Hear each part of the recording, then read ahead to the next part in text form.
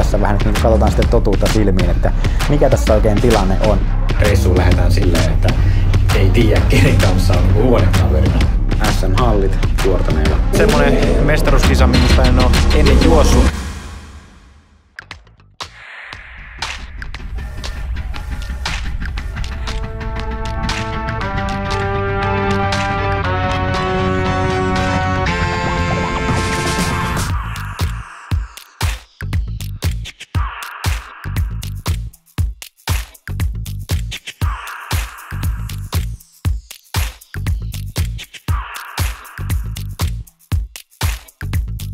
Hallikausi jatkuu ja nyt on sitten luvassa PM-hallit täällä Espoossa, että avaustreenin sain tuossa justiinsa tehtyä ja mä tässä mietin, että viime vlogihan alkoi itse asiassa just aika lailla samalla lailla, että siinä avaustreeni tuli seuraavaan kisaan niin kuin tuli siinä justiinsa tehtyä ja sitten se ei vaan ehkä jatkunut ihan silleen niin hyvin kuin mitä nytkin toi avaustreeni tuossa meni, että nyt koitetaan sitten rikkoa vähän tätä sääntöä tässä, että huomenna sitten vedetään hyvä kisa, että tervetuloa vlogiin.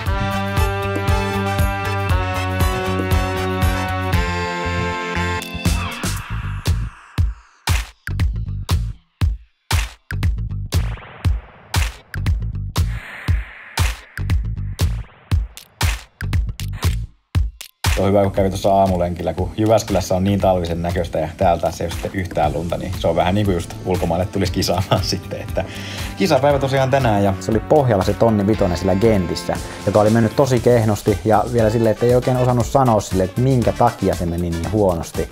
Niin tää PM-hallien kisa on semmonen, että tässä vähän nyt niin kuin katsotaan sitten totuutta silmiin, että mikä tässä oikein tilanne on, että jos mä vielä tämmöisessä kisassa, jossa ei ole hirveästi ruuhkaa odotettavissa, että koitetaan vaan kestää vaan siinä vauhdissa mukana, että jos tää kisa vielä menee uudestaan silleen vähän selittämättömästi huonosti, niin sitten kyllä tietää, että tässä ei kaikki ole niin kuin kohdallaan. Totta kai kun mä leirin perusteella uskon olevani ennätyskunnossa, niin toivon, että pystyn myös ennätyksen juoksemaan. Et sanotaan, että semmoista alle 3.40 tulosta lähdetään kyllä hakemaan tänään.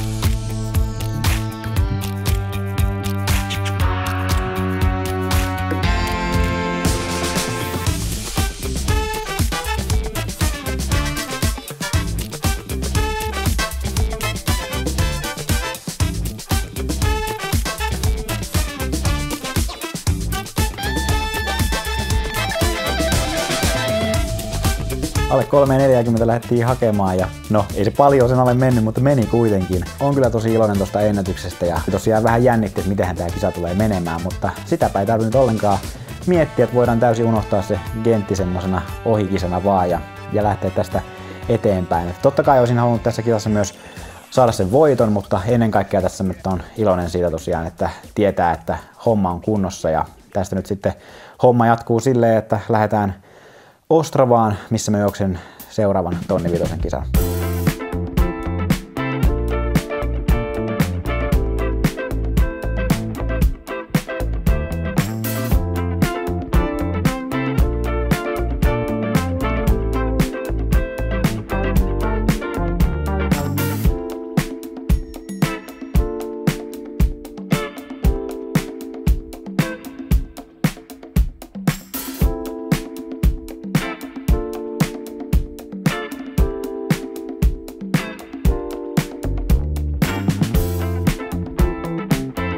No niin, se on Tsekkiin saavuttu. Ostravassa ollaan ja kävin tuossa vähän jalottelemassa vaan matkustuksen päälle ja samalla sitten kaupassa. Ja tää on pikkusen nyt pienemmän budjetin kisa, että monesti kisajärjestäjä tarjoaa silleen niin kuin vähintäänkin majoitusta, ruokailua, sitten saattaa olla just niin kuin kuljetuksiin tai ihan niin kuin lentoihinkin tulla sitten apua ja näin, mutta täällä nyt ei sitten ollut järjestäjällä budjettia tähän majoitukseen eikä eikä sitten ruokailuun. Vaikka ei ollut siihen budjettia, niin noihin kuljetuksiin kuitenkin oli, että mulla oli ihan yksityiskyyti tuolla, että siellä oli tyyppi Joonas Rinnekyltin kanssa tuolla lentokentällä vastassa. Radan pitäisi olla tosiaan nopea ja sen takia tänne itsekin nyt sitten tuli, että toivon mukaan saisi semmoisen hyvän vauhtikisan nyt sitten huomenna, että ei muuta kuin hyvää yötä ja huomiseen.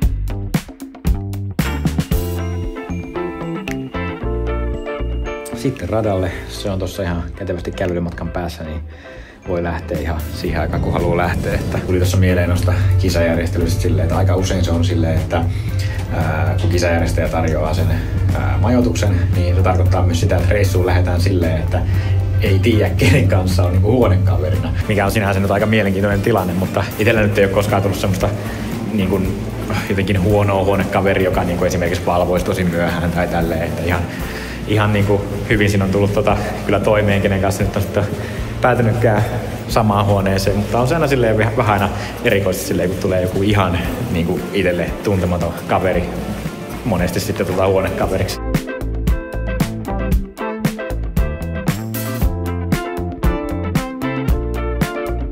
Vähän jo erilainen kisa tässä, kun yleisöä ei ole yhtään ja puolen tunnin päästä pitäisi ensimmäisen lajin alkaa, mutta täällä on muutenkin lajiohjelmassa on ihan vaan siis keskimatkan lajeja eli 8 tonnin vitosta 3 tonnia miehille ja naisille ja siinä sitten on päivä, että ei ole mitään muita lajeja tässä. Täällä on hyvin tämmönen seesteinen tunnelma, vaikka puolen tunnin päästä pitäisi alkaa, vähän musiikit soi ja jotain tossa jotain junnuja vähän tai seiväsyppyä treenaavat ja näin, niin täällä oikein mistään osaa sanoa, että täällä kisat pitäisi edes alkaa vielä tänään.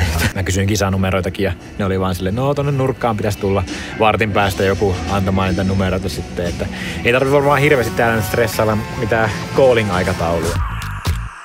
Tultiin kentälle ja kuulin, että meidän jänis ei tule juoksemaan kuin 600-700 metriä asti. Ja 2 muun kaverin kanssa sitten pohdittiin sitten, että okei, kerta jänis ei juokse ton pidemmästi, niin tehdään sitten jonkinlainen suunnitelma siitä sitten, että miten me saadaan tästä hyvävauhtinen kisa. Ja mä sanoin silleen, että mä voin ottaa jäniksen selän ja jatkaa siitä sitten, kun jänis hyppää sivuun, niin jatkaa sitä tonniin asti. Ja sitten jos joku muu pystyy sitten ottamaan siitä eteenpäin, niin saadaan vähän vuorovetoa siitä sitten. Jänis juosi siis ihan hyvin tosiaan 600 metriä asti, mutta se olikin sanonut vähän ennen kisaa silleen, että hän yrittää juosta 800 metriä asti ja tälleen jälkikäteen olisi ollut parempi, kun se olisi vaan hypännyt sivuun sinne 600 metrin kohdalla, koska 4. kierros sitten alkoi vielä hidastumaan aika selvästi. Mä sitten jatkoin siitä, yritin vähän ottaa vauhtia takaisin kiinni, juoksin siihen tonniin asti ja sitten oltiin sovittu, että päästään siitä sitten kaverin sitten vetämään, niin sitten siitä taas huomasin aika nopeasti, että okei, eipä siinäkään oikein nyt löydy oikein voimia jatkaa sitten tätä vauhtia, että lähti taas vauhti tasaantumaan ja hidastumaan ja se meni vähän semmoiseksi ihmettelyksi toi kisan juokseminen, että kunto tuntuu hyvältä ja tänäänkin juoksu oli sen tuntusta, että pitäisi isku olla ihan kohdillaan, mutta tämmöisissä kyläkisoissa näitä on vaikea tehdä.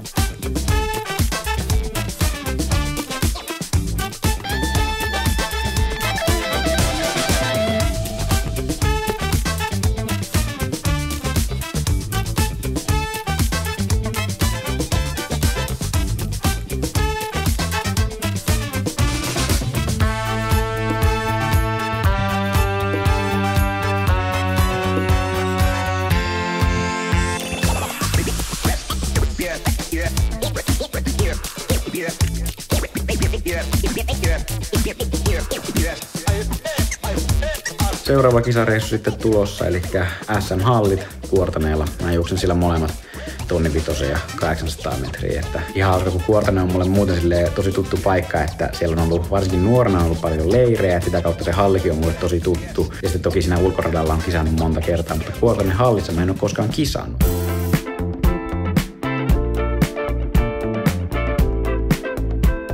Kuortaneelle saavuttu ja tultiin tässä nyt päivää ennen kuin mitä normaalisti tulisi, koska tässä nyt on vähän SM-hallien etkoina on nyt sitten New Balancen tiimipäivät.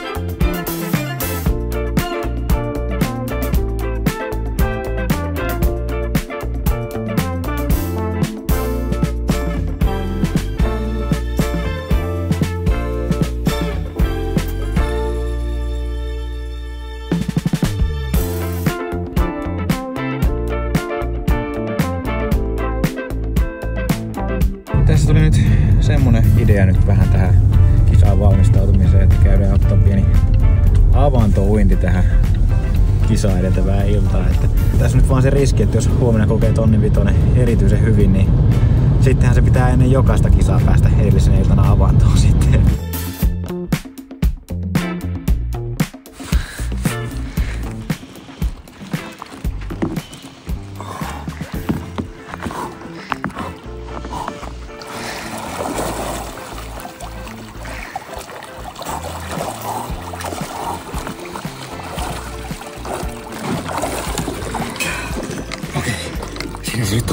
No niin, ei kuvannut edes. Mitä? Ei kuvannut. Ei mene enää läpi tää.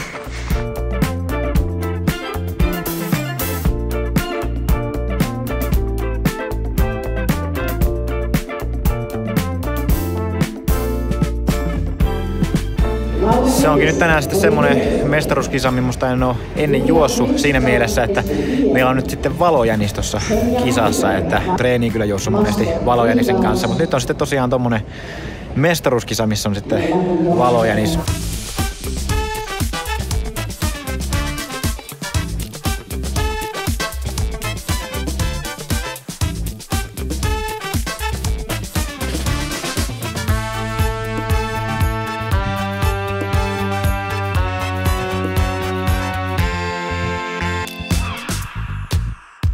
No joo, onhan Suomen mestaruus aina Suomen mestaruus, mutta kyllä mä oon pettynyt tuohon tulokseen, että ei toi nyt ollut sitä, mitä mä ajattelin, että mihin olisi kunnon puolesta edellytykset sitten. Mä ajattelin, että mä oon ihan ennätyskunnossakin ja näin, mutta no ehkä sitten pitää sanoa, että ei se valojänis ainakaan puolesta juokse, että ei se ollut ihan niin helppoa seurata sitä, kun mä ajattelin sitten, että ehkä se sitten lopulta on kuitenkin suhteessa just paljon helpompaa silleen, kun on se ihmisjänis siinä edessä sitten. Toi meni ehkä vähän silleen puskemiseksi toi juoksu ja siinä tultiin niinku just siihen tonniin niinku vielä ihan hyvin, mutta sitten tavallaan kun oli ajatellut, että siitä niinku lähtisi vielä kiihyttämään sitä jäniksestä ohi, niin sitten siinä alkoi vähän vaan silleen hiipumaan, että ei vaan pystynyt siihen niinku laittamaan lisää tehoa siihen askeleeseen. Ja kyllä siinä kieltämättä vähän omakin selkäranka sitten katkesi siinä, että kun huomasi, että ei tämä nyt ole mikään ihan paras päivä. Niin, että harmi homma, mutta tulipahan nyt sitten kokeiltua. Että se kyllä jäi tästä päivästä mieleen, että oli tosi kiva nähdä näitä faneja tuolla katsomossa ja toimitsijoina sitten. Että se kyllä aina ilahduttaa mieltä, kun joku tulee pyytämään nimmaria tai yhteiskuvaa. Että se oli kyllä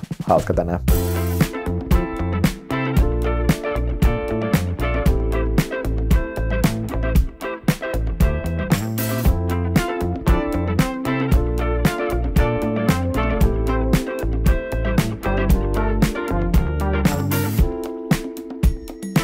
No niin, se on toinen kisapäivä ja tiedostaa sen, että välttämättä tänään ei kyllä mitään kaikkein herkintä askelta ollut luvassa, kun on kuitenkin se tonni vitonen alla. Mutta sitten kun mä mietin just taktiikkaa tuohon kisaan, että mitä siinä oikein sitten keksis, niin sillä taktiikalla, että menee kärkeen ja koittaa hallita sitä juoksua siitä, niin se on ehkä se, mistä kaikkein varmiten tietää, että mitä on luvassa, että mitkä on ne haasteet siinä kisassa, mitkä pitää koittaa selättää. Että sitten jos jää siihen ryhmään vähän katselemaan, että kuka siinä lähtee vetämään ja näin, niin siinä tulee helposti vähän levottomampi siitä kisasta ja nimenomaan semmoinen, että siinä on paljon niitä muuttuvia tekijöitä, jotka sitten voi osaltaan vaikeuttaa sitä kisaa sitten. Että sillä jos menee nyt kärkeen, niin on kaikkein siinä mielessä yksinkertaisin se taktiikka sitten. Se olisi nyt itsellä tavoitteena, että nimenomaan kun lähdetään viimeiselle kierrokselle, niin sen saisi vedettyä vielä tosi vahvasti.